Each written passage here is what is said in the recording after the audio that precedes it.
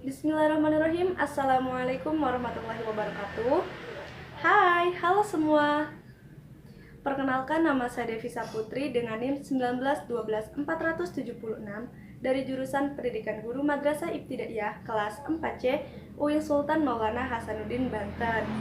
Video ini untuk memenuhi tugas ujian akhir semester mata kuliah pengembangan kurikulum MI atau SD, dosen pengampu Bapak Dr. Haji Agus Gunawan MPD. Video pembelajaran kali ini yaitu tentang peraturan pemerintah.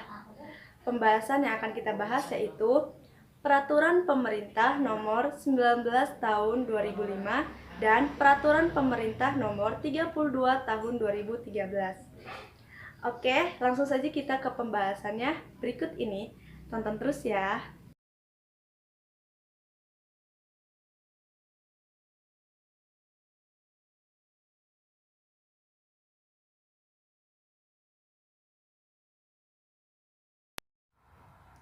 Oke teman-teman, di sini saya akan menggunakan media pembelajaran berupa PPT atau PowerPoint. Kita tunggu sebentar.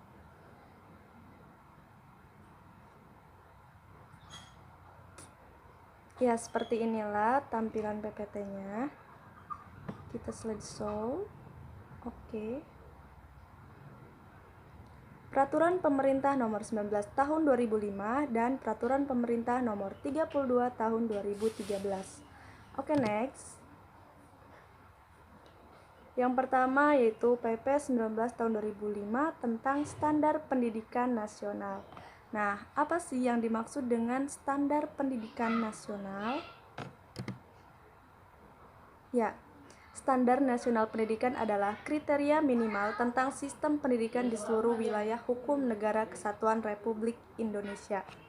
Jadi yang dimaksud dengan standar nasional pendidikan yaitu kriteria umum tentang berbagai aspek yang relevan dalam pelaksanaan sistem pendidikan nasional.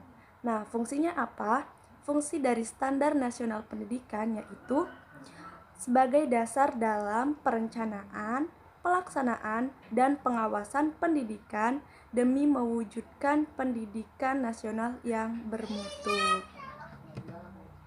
Nah, berdasarkan Peraturan Pemerintah Nomor 19 Tahun 2005 tentang Standar Nasional Pendidikan meliputi yang pertama, standar isi kurikulum, yang kedua, standar proses, yang ketiga, standar kompetensi lulusan, yang keempat, standar pendidik dan tenaga kependidikan, yang kelima, standar sarana dan prasarana, yang keenam, standar pengelolaan, yang ketujuh, standar pembiayaan, dan yang kedelapan, standar penilaian pendidikan, meliputi evaluasi, akreditasi, sertifikasi, dan penjaminan mutu.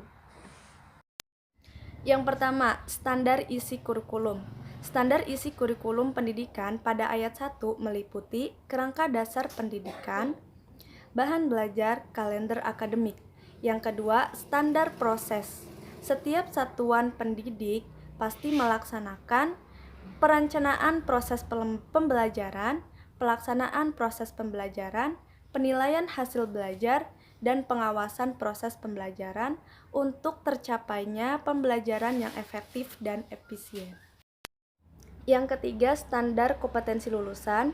Dalam Peraturan Pemerintah Nomor 19 Tahun 2005 Ayat 4, kompetensi lulusan sebagaimana dimaksud pada ayat 1 dan 2 mencakup sikap, pengetahuan, dan keterampilan.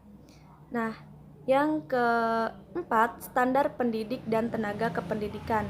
Sesuai dengan Peraturan Pemerintah Nomor 19 Tahun 2005, Pasal 28 Ayat 1, pendidik harus memiliki kualifikasi akademik dan kompetensi sebagai agen pembelajaran, sehat jasmani dan rohani, serta memiliki kemampuan untuk mewujudkan tujuan pendidikan nasional. Selanjutnya, standar sarana prasarana. Peraturan Pemerintah Nomor 19 Tahun 2005, Pasal 42 Ayat 1, setiap satuan pendidikan wajib memiliki sarana yang meliputi perabot, peralatan pendidikan, media pendidikan, buku, dan sumber belajar lainnya. Standar pengelolaan PP Nomor 19 Tahun 2005 Pasal 49 Ayat 1 menerapkan manajemen berbasis sekolah yang ditunjukkan dengan kemandirian, kemitraan, partisipasi, keterbukaan, dan akuntabilitas. Oke, yang ketujuh yaitu tentang standar pembiayaan.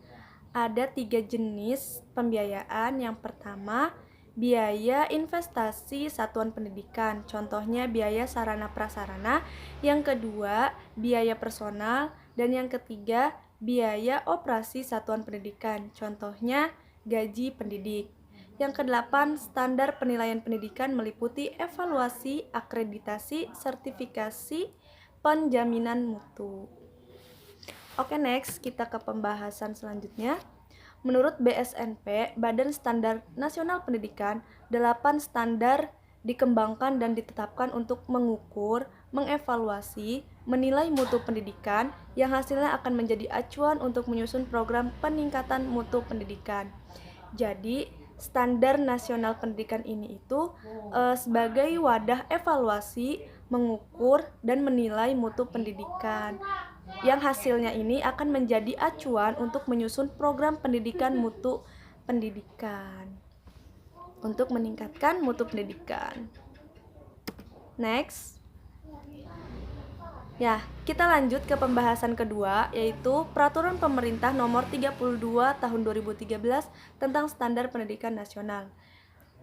Peraturan Pemerintah Nomor 32 Tahun 2013 ini merupakan perubahan dari peraturan pemerintah sebelumnya, yaitu perubahan dari Peraturan Pemerintah Nomor 19 Tahun 2005.